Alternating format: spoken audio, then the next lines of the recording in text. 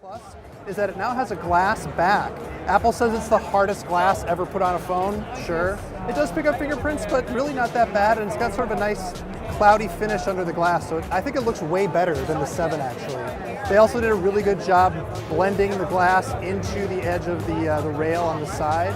Otherwise, everything else is pretty much like the iPhone 7 that you know. It still has Touch ID, unlike the iPhone 10.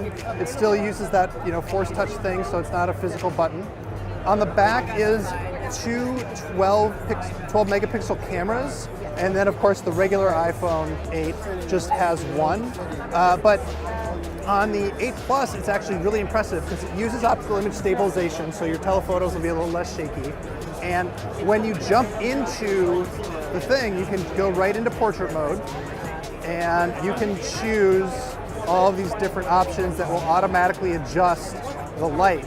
And when you point it at somebody's face, let's see if we can identify this guy here, it will, we gotta move closer, and it will automatically set it to the stage lighting. Apple, of course, has a bunch of sample shots here, so this one's really impressive. Here's the portrait, and we can adjust. So here's what it looks like with the effects. This is the original photo. They were able to identify the face and then apply a bunch of different lighting effects to just the face, which is really impressive. Is it as impressive as actually doing a thing with the DSLR? Yeah, maybe not, but it's way better than any other camera gimmick I've seen before. Inside there is a new chip. Apple calls it the A11 Bionic.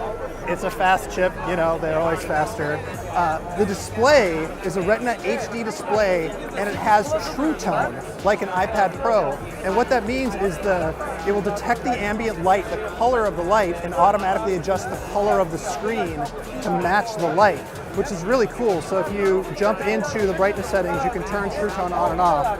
Of course, the lighting in this area is very nice and bright white, so you can't see a difference. But if it were like a yellow room, the screen would adjust so it wouldn't look so harshly blue, which is pretty cool.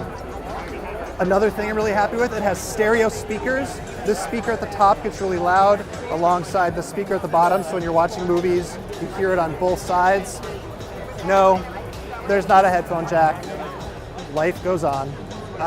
But one thing I didn't mention, because it has a glass back, it supports wireless charging with the Qi standard. That's QI. If you see QI, it'll work. And you can just set it down.